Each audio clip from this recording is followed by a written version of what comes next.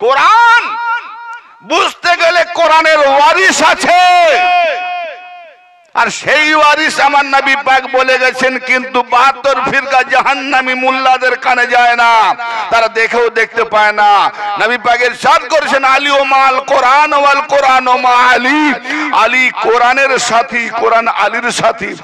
ওয়ালা তামুতুন্না ইল্লা ওয়া আনতুম মুসলিমুন, মুসলমান না হওয়া পর্যন্ত মরো না।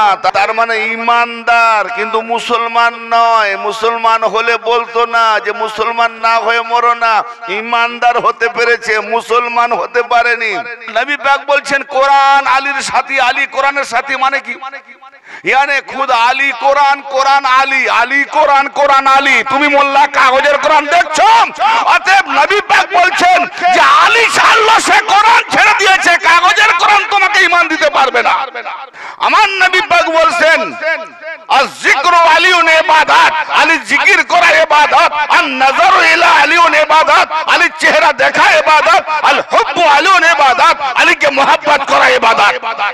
যদি তোমরা আলীকে ওলি মেনে নাও, যদি তোমরা আলীকে ওলি মেনে নাও, সে নিজে হেদায়েত প্রাপ্ত এবং সে হেদায়েতকারী, সে নিজে পথের উপরে আছে এবং পথ দেখানেওয়ালা। অতএব সে তোমাদিওকে সিরাতে মুস্তাকিমের উপরে কায়েম রাখবে। এই পাক বলে যাচ্ছেন, আমি তোমাদের মাঝে দুই খলিফা ছেড়ে যাচ্ছি, একটি হলো আল্লাহ পাকের কিতাব, দ্বিতীয়টি হলো আমার আহলে বায়াত। তো নবী পাক যখন খলিফা দিয়ে গেছেন, তাহলে আবার সেই খলিফাকে পেছনে অ্যাভয়েড করে খলিফা বানাবার কি দরকার ছিল? তাহলে যারা আল্লাহ রসুলের কথাকে অমান্য করলে কাফের যদি হয়তো লাগাও কাফেরি ফতোয়া। আমি যে দলিলগুলো দিয়েছি, কোন বাপের বেটা যদি থাকে হালাল জাদা, যে একটা আমার দলিল সে শিয়া কিতাব থেকে যদি দেখাতে পারে তো আমি হারামজাদা, না হলে যে শিয়া ফতোয়া দেয় সে হারামজাদা। ওই মোল্লাদের বানানো কিতাব থেকে আমি দলিলগুলো দিয়েছি, যত দালাইল আমি দিয়েছি, যত আমার ভিডিও টপিক আছে, একটা কোন শিয়া কিতাব থেকে নেই।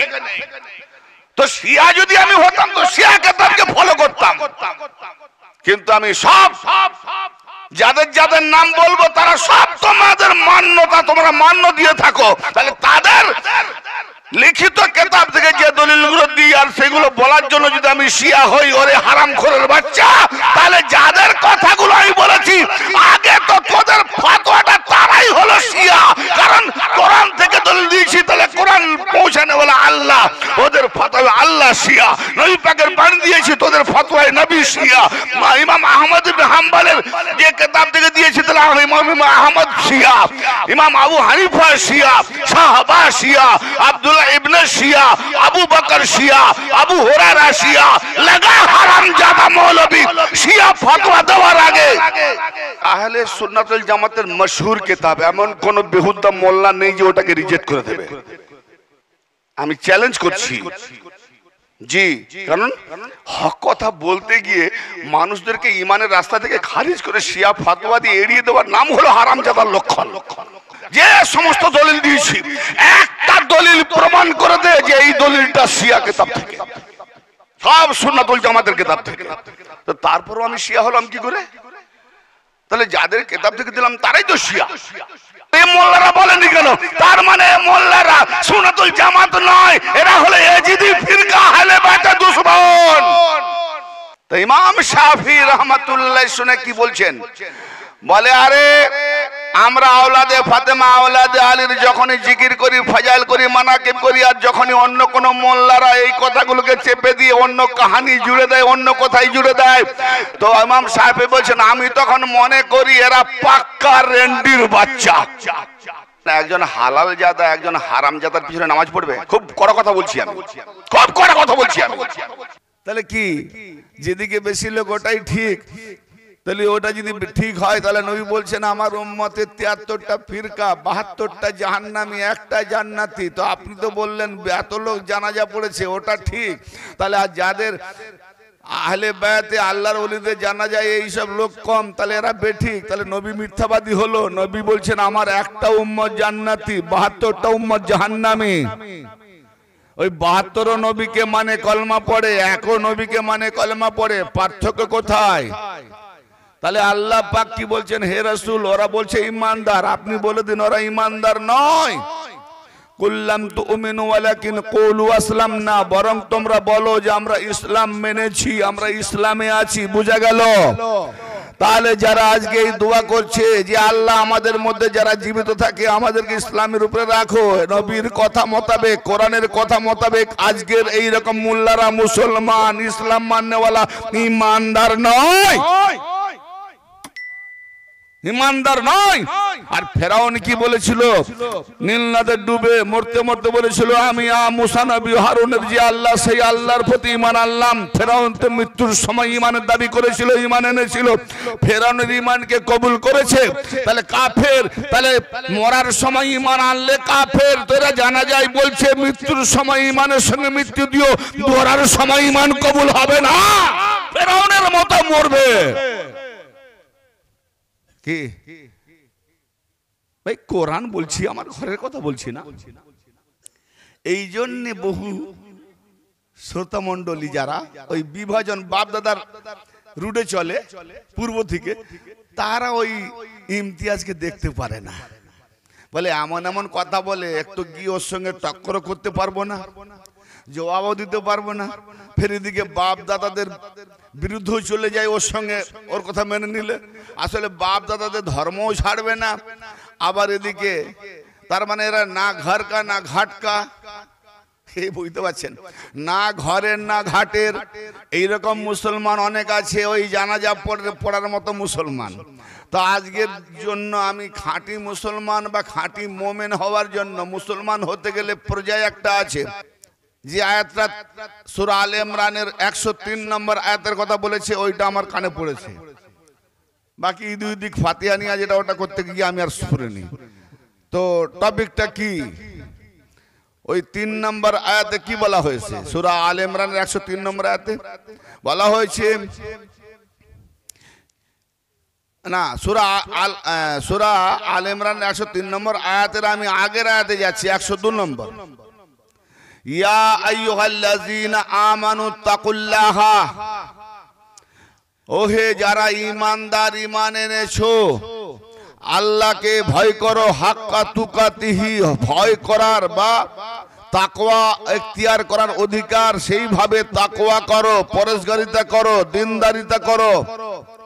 ওয়ালা তামুতুন্না, তোমরা মৃত্যু বরণ করো না। মৃত্যু কার হাতে? আমাদের হাতে না আল্লাহর হাতে? তা আল্লাহ আমাদের বলছে তোমরা মরো না। আমি মরবো না বললেই মরবো না। কে চায় মরতে? মরতে তো কেউ চায় না, তবু কেন মরে যায়? তার বলছে তোমার কখন না কখন মৃত্যু হয়ে যাবে, তাই বলছি যে ওই রকম মরো না। মরার আগে কি করতে হবে? ওয়ালা তামুতুন্না ইল্লা ওয়া আনতুম মুসলিমুন, মুসলমান না হওয়া পর্যন্ত মরো না। তার মানে মুসলমান হও, এখনো এদিকে কি বোঝা গেল? আল্লাহ বলছে ঈমানদার, হে যারা ঈমান এনেছো, আল্লাহ ঈমানদার বলে সম্বোধন করছে, সার্টিফিকেট দিচ্ছে। হে ঈমানদারেরা, মৃত্যুবরণ করো না মুসলমান না হয়ে। তার মানে ঈমানদার কিন্তু মুসলমান নয়। মুসলমান হলে বলতো না যে মুসলমান না হয়ে মরো না। ঈমানদার হতে পেরেছে, মুসলমান হতে পারেনি। কি সাংঘাতিক ব্যাপার! ঈমানদার। কোরআন সূরা হুজরাতে আল্লাহ কি বলছে? যে ওরা ঈমানদার নয়, ওরা মুসলমান। আর এখানে কি বলছে? এরা ঈমানদার কিন্তু মুসলমান নয়। মাথায় ঢুকবে? কোরআন নাজিল হয়েছে, মোল্লারা এই বুঝতে না পেরে বলছে ও সব মানে মতলবে না গিয়ে কার বাম্মা মরে যাবে পড়ে বকশে দে, আর রমজান মাসে তারাবি খতমে 2-4 খতম করে দে। এই জন্য কোরআন নাজিল হয়েছে নাকি? হ্যাঁ, কোরআন বুঝতে গেলে কোরআনের ওয়ারিস আছে, আর সেই ওয়ারিস আমার নবী পাক বলে গেছেন। কিন্তু 72 ফিরকা জাহান্নামী মোল্লাদের কানে যায় না, তারা দেখেও দেখতে পায় না। নবী পাক ইরশাদ করেছেন, আলী ও মাল কোরআন ওয়াল কোরআন ও মা আলী। আলী কোরআনের সাথী, কোরআন আলীর সাথী। আমরা মোল্লারা যখন লোকের বাড়িতে কোরআন পড়তে যাই, যার মুখস্থ নাই সে দেখে পড়বে। কোরআন কিছু করে নিয়ে যায় গো, কিছু করে নিয়ে যায়। হাতে করে নিয়ে যায়, কাঁধে ঝুলে নিয়ে যায়, ব্যয় করে নিয়ে যায়, আবরু করে নিয়ে ইজ্জত দিয়ে নিয়ে যায়। তা আমার নবী বলছেন আলী কোরআনের সাথী। তাহলে আলী কি কোরআনকে নিয়ে ঘুরতেন নাকি সব সময়? হ্যাঁ, কোরআনে মানে যেখানে আলী সেখানে কোরআন, কি যেখানে আলী সেখানে কোরআন। তার মানে আলী বাথরুমে যেতেন কোরআন নিয়ে যেতেন, যদি না নিয়ে যায় তাহলে কোরআনের সাথী নয়। পায়খানায় যেতেন কোরআন নিয়ে যেতেন, তাহলে কোরআনের সাথী নয়। ওই জায়গাটায় পেশাবখানায় যেতেন কোরআন নিয়ে যেতেন, তাহলে কোরআনের সাথী নয়। রাত্রিতে ঘুমোতে যাবেন কোরআন নিয়ে যাবেন, কোরআন সাথী নয়। তাহলে নবী পাক বলছেন কোরআন আলীর সাথী, আলী কোরআনের সাথী। মানে কি? ইয়ানে খুদ আলী কোরআন, কোরআন আলী, আলী কোরআন, কোরআন আলী। তুমি মোল্লা কাগজের কোরআন দেখছো, অতএব নবী পাক বলছেন যে আলী ছাড়লো সে কোরআন ছেড়ে দিয়েছে, কাগজের কোরআন তোমাকে ঈমান দিতে পারবে না। হ্যাঁ, কোরআন আলীর সাথী, আলী কোরআনের সাথী। আর এই মোল্লারা কাগজের কোরআনকে নিয়ে বসে আছে, পড়তেছে তারাবি খতমে, বেনিফিট। আরে কোরআন এই জন্যে আল্লাহ পাক কি বলছেন কোরআন পাকের সূরা আল কাহফের একবারে শেষের আয়াত, এই আয়াতটা আমার আল্লামা সাহেব তেলাওয়াত করেছেন। কুল ইন্নামা আনা বাশারুম মিসলুকুম ইউহা ইলাইয়া আন্নামা ইলাহুকুম ইলাহুন ওয়াহিদ। তারপরে আছে ওই আয়াতের শেষে কি, মান কানা ইয়ারজু লিকা রাব্বিহি ফালিয়ামাল আমালান সালিহান ওয়া লা ইশরিক বিইবাদাতি রাব্বিহি আহাদা।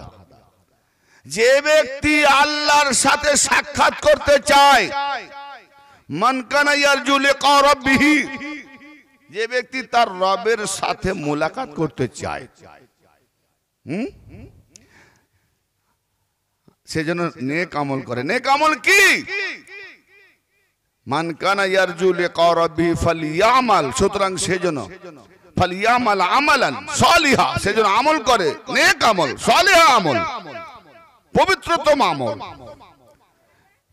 ফালিয়ামাল আমালান সালিহান ওয়া লা ইশরিক বিইবাদাতি রাব্বিহি আহাদা, এবং আল্লাহ পাকের ইবাদতে কাউকে শরীক করো না।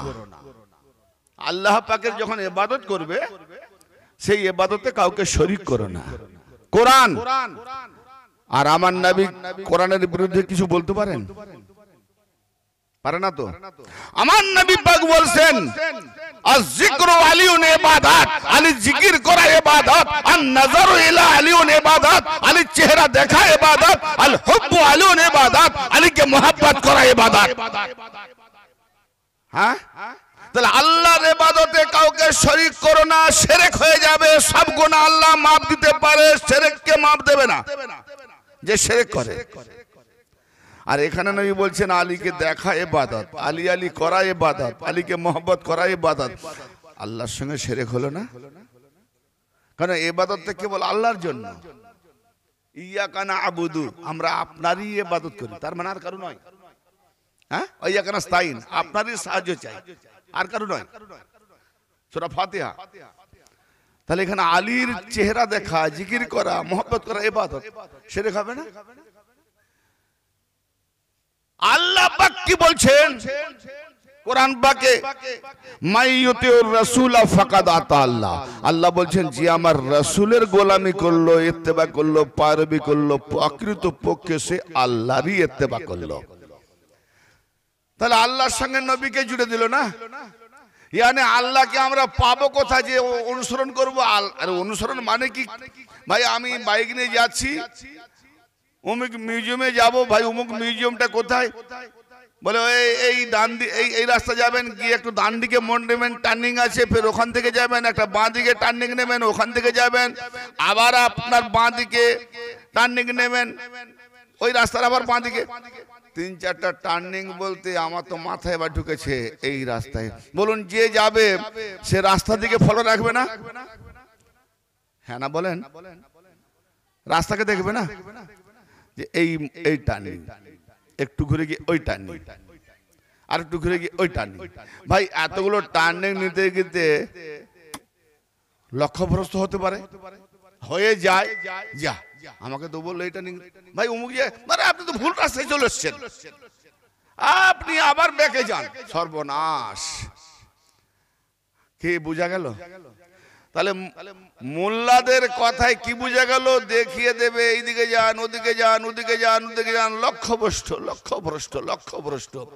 আর আমার আহলে বায়াতের কাজ হলো, আমার নবী বলছেন যে আলী ইন ওয়াল্লাইতুমুহা, হায় হায়, নবী পাক মশহুর যে হাদিসের ইসনাদ আছে, ইন ওয়াল্লাইতুমুহা আলিয়ান ফাহাদিন মুহতাদিন, যদি তোমরা আলীকে ওলি মেনে নাও, যদি তোমরা আলীকে ওলি মেনে নাও, সে নিজে হেদায়েত প্রাপ্ত এবং সে হেদায়েতকারী, সে নিজে পথের উপরে আছে এবং পথ দেখানেওয়ালা, ইউকিমুকুম আলা সিরাতি মুস্তাকিম, অতএব সে তোমাদিওকে সিরাতে মুস্তাকিমের উপরে কায়েম রাখবে। জোরে বলেন, কে রাখবে?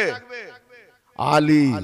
সিরাতে মুস্তাকিম, তাহলে সে রাস্তা জানে, রাস্তাওয়ালা, রাস্তা জানে, ইয়ানে রুট তার, রুট তার।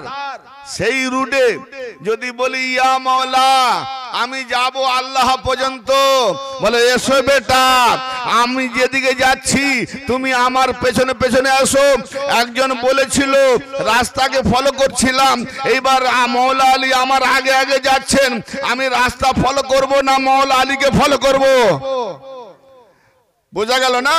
তো মোল্লাদের রাস্তা বলা পথভ্রষ্ট, আর আমার মাওলারা রাস্তা বলবে না, নিয়ে যাবে সঙ্গে করে। তফাৎ এতটা, তফাৎ এতটা। এই জন্যে সেই মাওলাকে পাওয়ার জন্য তার পদ্ধতি চেনা আছে। নবী পাক পৃথিবী থেকে বিদায় নেওয়ার পূর্বে, নবী পাক পৃথিবী থেকে বিদায় নেওয়ার পূর্বে বলে যায়নি যে আমি তোমাদের কাছে সাহাবা দিয়ে যাচ্ছি, সাহাবারা যে হাদিস দেবে নিয়ে নাও, না। নবী পাক দিয়ে গেছেন দুটো জিনিস পৃথিবী থেকে বিদায় নেওয়ার পূর্বে। আর এই হাদিস সব মোল্লা সব ফেরকারা জানে, কিন্তু মুখ এড়িয়ে যায়, মুখ মুড়ে দেয়, কারণ এদের রক্ত খারাপ, হারাম খোরদের জাকাত সাদকা মাল খেয়ে খেয়ে হারাম রক্ত চড়িয়ে গেছে, ফলে এদের মুখ দিয়ে হালাল বেরোবে না। নবী পাক দিয়ে গেছেন ইন্নী তারিকুন ফিকুমুস সাকালাইন কিতাবাল্লাহি ওয়া ইতরাতি আহলা বাইতি মা ইন তামাসসাকতুম বিহিমা লান তাদিল্লু হাত্তা লা ইয়াতারিকা হাত্তা ইয়ারিদ আলাইয়াল হাউস। আবার এক হাদিসে আছে ইন্নী তারিকুন ফিকুম আমরাইন, আবার এক হাদিসে আছে ইন্নী তারিকুন ফিকুম খলিফাতাইন। হ্যাঁ, নবী পাক বলে যাচ্ছেন আমি তোমাদের মাঝে দুই খলিফা ছেড়ে যাচ্ছি, একটি হলো আল্লাহ পাকের কিতাব, দ্বিতীয়টি হলো আমার আহলে বায়াত। তো নবী পাক যখন খলিফা দিয়ে গেছেন, তাহলে আবার সেই খলিফাকে পেছনে অ্যাভয়েড করে খলিফা বানাবার কি দরকার ছিল? তাহলে যারা আল্লাহ রসুলের কথাকে অমান্য করলে কাফের যদি হয় তো লাগাও কাফেরি ফতোয়া। যারা বানিয়েছিল হিম্মত আছে, এই জন্য 72 মোল্লার মুখে আমি এমন ট্যাপ লাগিয়ে দিই না, এরা শুনেও এড়িয়ে যায়। কি বলে, ওর ওয়াজ শুনিসনি, ও তো শিয়া। বুঝলে, আমি যে দলিলগুলো দিয়েছি, কোন বাপের বেটা যদি থাকে হালাল জাদা, একটা আমার দলিল সে শিয়া কিতাব থেকে যদি দেখাতে পারে তো আমি হারাম জাদা, না হলে যে শিয়া ফতোয়া দেয় সে হারাম জাদা। সমস্ত দলিলগুলো আমি দিয়েছি আহলে সুন্নাত ওয়াল জামাতের কিতাব থেকে এবং কোরআন থেকে। ওই মোল্লাদের বানানো কিতাব থেকে আমি দলিলগুলো দিয়েছি, যত দালাইল আমি দিয়েছি, যত আমার ভিডিও টপিক আছে, একটা কোন শিয়া কিতাব থেকে নেই। তো শিয়া যদি আমি হতাম তো শিয়া কিতাবকে ফলো করতাম, কিন্তু আমি সব যাদের যাদের নাম বলবো তারা সব তোমাদের মান্যতা তোমরা মান্য দিয়ে থাকো, তাহলে তাদের লিখিত কিতাব থেকে যে দলিলগুলো দিই আর সেগুলো বলার জন্য যদি আমি শিয়া হই, ওরে হারামখোরের বাচ্চা, তাহলে যাদের কথাগুলো আমি বলেছি আগে তো তোদের ফতোয়াটা তারাই হলো শিয়া, কারণ কোরআন থেকে দলিল দিয়েছি, তাহলে কোরআন পৌঁছানো বলে আল্লাহ, ওদের ফতোয়া আল্লাহ আল্লাহ শিয়া, নবী পাকের বাণী দিয়েছি তোদের ফতোয়ায়ে নবী শিয়া, ইমাম আহমদ ইবনে হাম্বলের যে কিতাব থেকে দিয়েছি তাহলে ইমাম আহমদ শিয়া, ইমাম আবু হানিফা শিয়া, সাহাবা শিয়া, আব্দুল্লাহ ইবনে শিয়া, আবু বকর শিয়া, আবু হুরায়রা শিয়া। লাগা হারামজাদা মৌলবী শিয়া ফতোয়া দেওয়ার আগে আর একটা কথা শুনে রাখো, ইমাম জাবিনী সাহেব কি লিখেছেন, কিতাবের নাম হলো, তরজমা করেছে উর্দুতে, অসুবিধা নাই, নুরুস সাকালাইন ফায়দুস সিমতাইন। ইমাম জাবিনী যে আরবিতে লিখেছেন ফায়দুস সিমতাইন, তার তরজমা উর্দুতে নুরুস সাকালাইন কিতাবটা। আর আহলে সুন্নাত ওয়াল জামাতের মশহুর কিতাব, এমন কোন বেহুদা মোল্লা নেই যে ওটাকে রিজেক্ট করে দেবে। আমি চ্যালেঞ্জ করছি জি, কারণ হক কথা বলতে গিয়ে মানুষদেরকে ইমানের রাস্তা থেকে খারিজ করে শিয়া ফতোয়া দিয়ে এড়িয়ে দেওয়ার নাম হলো হারামজাদার লক্ষণ একদম। আর আজকে লাইভ হচ্ছে, ফের এই ভিডিও লাইভ হয়নি, আবার এই ভিডিওটা সারা ওয়ার্ল্ডে খেলবে, ভাইরাল হবে। এই ভিডিও ভাইরাল হওয়ার পরেও দেখবো কোন বাপের বেটা আছে, কটা কমেন্টস করে আমি দেখবো। বাপের বেটা হবি তো কমেন্ট করবি, রেকর্ডিং করছি আমি, দলিল দেখাবি। যে সমস্ত দলিল দিয়েছি একটা দলিল প্রমাণ করে দে যে এই দলিলটা শিয়া কিতাব থেকে, সব সুন্নাতুল জামাতের কিতাব থেকে। তো তারপরও আমি শিয়া হলাম কি করে? তাহলে যাদের কিতাব থেকে দিলাম তারাই তো শিয়া। তার মানে আসল আসল জায়গায় শোনো, এই ইন্নী তারিকুন ফিকুমুস সাকালাইন এই কিতাবটা, এই হাদিসটা তাওয়াত্তুর ভাবে মুত্তাফিকুন আলাইহি সর্বসম্মত ভাবে এবং চ্যানেল হিসাবে লাইন ভাবে তুরুক, তারিখ নয় তুরুক, তারিখ মানে এক, তুরুক মানে channel by channel, channel by channel line ধরে হাদিস আছে। যদি আজকে সুন্নাত আল জামাতের আলেমরা এই হাদিসগুলো ব্যবহার করত, জনগণকে শোনাতো, তো কসম খোদার করে বলছি শিয়া বলে কোন দল আলাদা হতো না, সবাই শুধু জামাতে দাবি করত। কেন?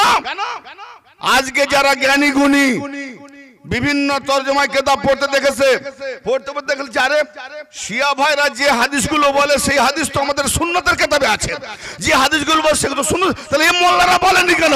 তার মানে মোল্লারা সুন্নাতুল জামাত নয়, এরা হলো এজিদি ফিরকা, আহলে বাইতের দুশমন। প্রমাণ জোরে দেয়নি, লুকিয়ে রেখেছে।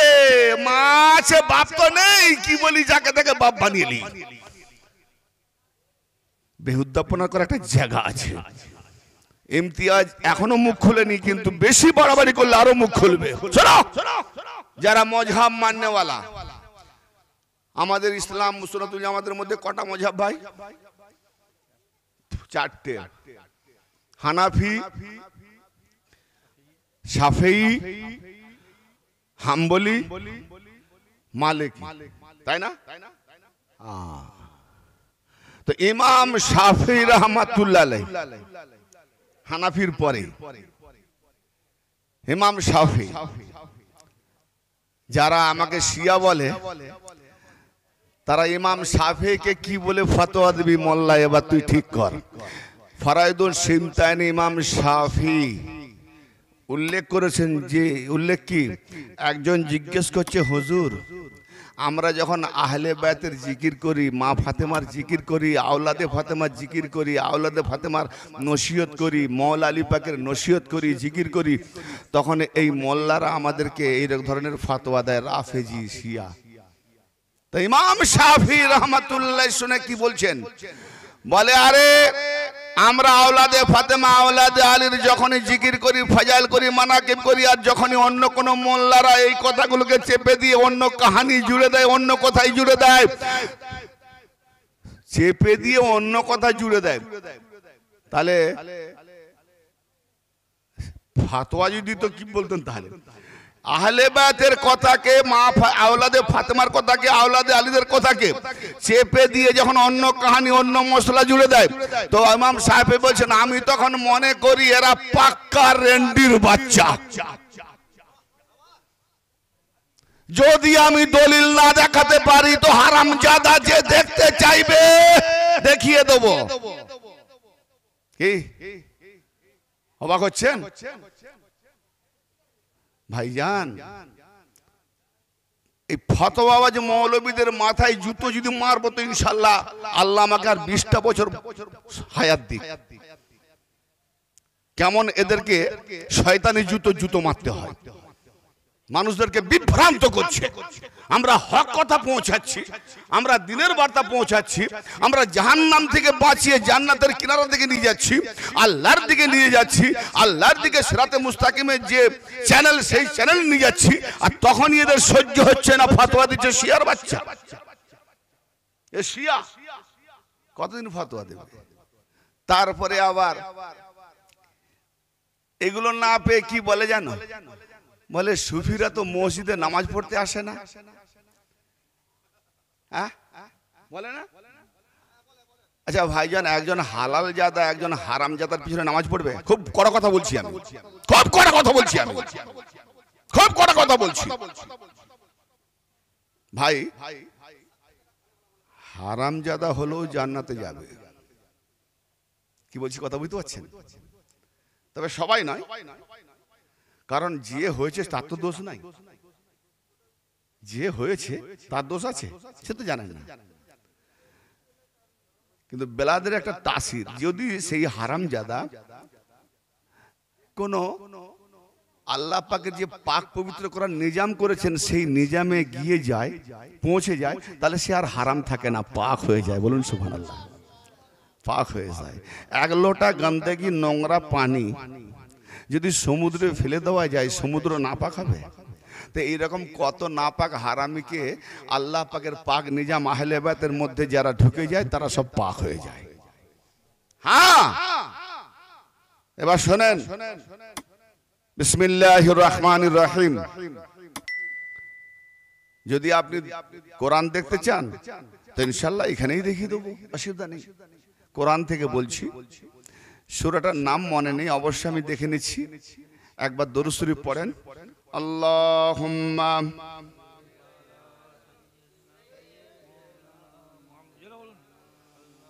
ভাই, ঠান্ডার দিনে জোরে জোরে দরুদ শরীফ পড়লে গা গরম হবে, যত আস্তে পড়বেন ঠান্ডা হবে। জোরে জোরে পড়েন আল্লাহুম্মা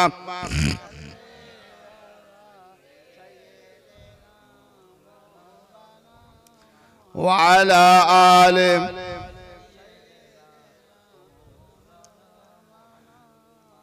আয়াত আর সূরা। সূরাটার নাম হলো সূরা জিন। সূরা জিন, আয়াত নম্বর 18। 18 নম্বর আয়াত সূরা জিন। আর সূরা নাম্বার হলো 73। সূরা নাম্বার 73, নাম সূরা জিন, আয়াত নাম্বার 18। রেকর্ড করছেন বা বাইরে কেউ করছে বা আমার রেকর্ড হচ্ছে, অসুবিধা নাই। এই আয়াত পাকে আল্লাহ পাক কি বলছেন লক্ষ্য করুন ভালো করে। বিসমিল্লাহির রহমানির রহিম।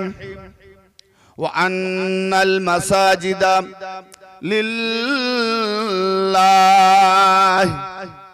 ফালা তাদউ মা'আল্লাহি আহাদা।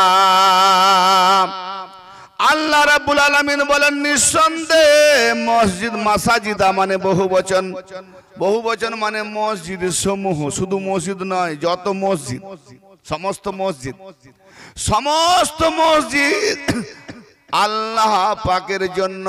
মসজিদ কার জন্য? কোরআন আল্লাহ বলছে, একটু আওয়াজ দেবেন।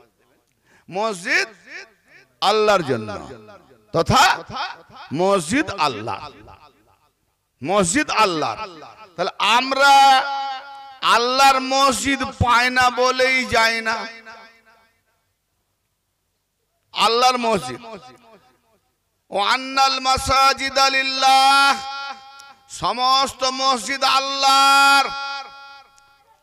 ফালা তাদউ মা'আল্লাহি আহাদা, সুতরাং তোমরা আল্লাহর সাথে কাউকে ডেকো না, আল্লাহর সাথে অন্য কাউকে ডেকো না।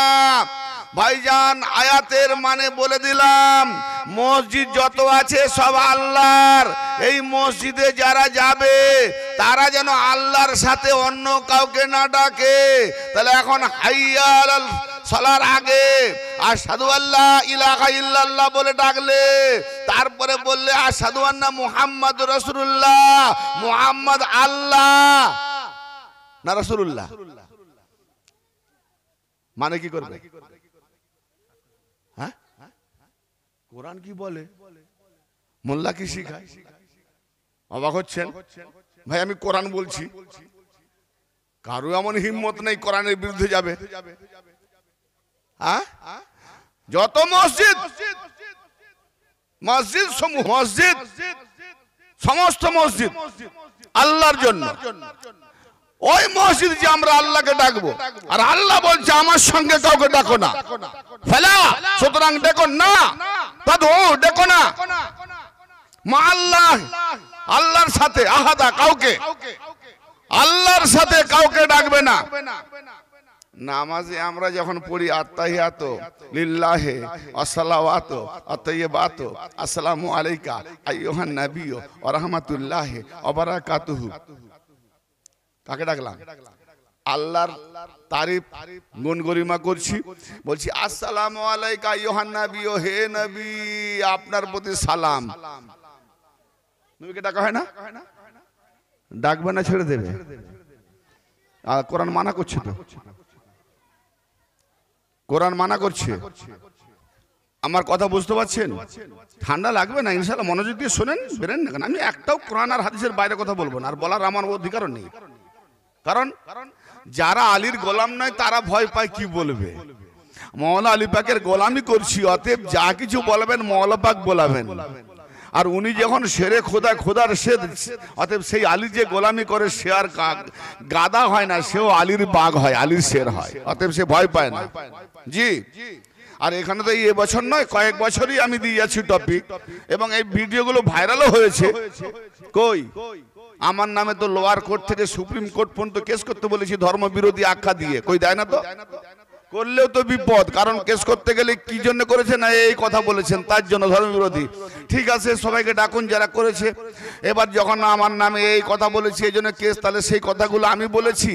আচ্ছা, আমি কেন বলেছি, কোত্থেকে বলেছি, তাহলে কেতাবগুলো দেখিয়ে দেবো। কোরআন, বুখারী, মিসকাত, মুসলিম, তিরমিজি, আবু দাউদ, তাবরানি,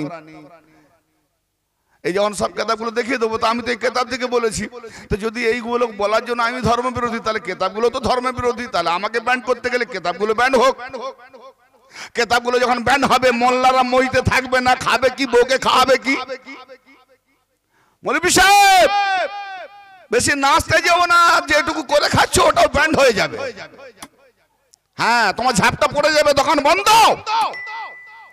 এর মানেটা কি? এর মানে কি? তাহলে কি আসসালামু আলাইকা আইয়ুহান নাবিয়্যু বলবো না? শুধু আসসালামু আলাইকা না, ফের আবার তারপরে কি বলছি? আসসালামু আলাইনা। কি গো, ঠিক বলছি তো?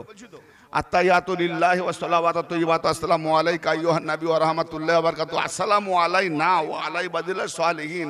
সালাম আল্লাহ আমাদের উপরেও এবং সালেহিনদের বান্দাদের উপরে। বাহ বাহ বাহ! আল্লাহর সঙ্গে নবীকেও ডাকছে, সালেহিনকে ডাকছে, নিজেকেও ডাকছে। কি সাংঘাতিক ব্যাপার! হ্যাঁ, আসলে মৌলভী সাহেব শিখে দিয়েছে এগুলো নামাজে পড়তে হয়, মুখস্থ করে পড়বে, মানে মতলব জানার দরকার নাই। আর এই রকম মানে মতলব না জেনে যারা নামাজ পড়ে এরা মদখোর মাতাল থেকেও বড় মাতাল। অবাক হয়ে গেছেন? অবাক হয়ে গেছেন? না না, আমি নিজের তরফ থেকে বলিনি, এটাও কোরআন, আমি বলিনি, কোরআন বলছি। সূরা নিসা আল্লাহ কি বলছে শোনো, ইয়া আইয়ুহাল্লাযিনা আমানু লা তাকরাবুস সালাতা ওয়া আনতুম সুকারা হাত্তা তা'লামু মা তাকুলুন। ওহে যারা ঈমানদার, ঈমান এনেছো, তোমরা নামাজের কাছে যেও না। হ্যাঁ, যাবে না? যাবে না? নামাজে যাবে না? যাবে না? কি সাংঘাতিক! আল্লাহ মানা করছে, লা তাকরাবুস সালাহ, নামাজের কাছেই যেও না, নামাজের নিকটে যেও না। কেন? ওয়া আনতুম লা তাকরাবুস সালাহ ওয়া আনতুম সুকারা, যতক্ষণ পর্যন্ত নেশাগ্রস্ত আছো। কিসের নেশা লিখে নিতে কোরআনে? না মদ বলেছে, না তাড়ি বলেছে, না হেড়িয়া বলেছে, না গেজা বলেছে, না চরস বলেছে, না আফিং বলেছে। নেশা তো অনেক, হ্যাঁ নেশার বস্তু অনেক। কিসের নেশা? যে নেশা নিজের বিবেককে হারিয়ে দেয় সেটাই হলো নেশা। কি ঠিক না বেঠিক?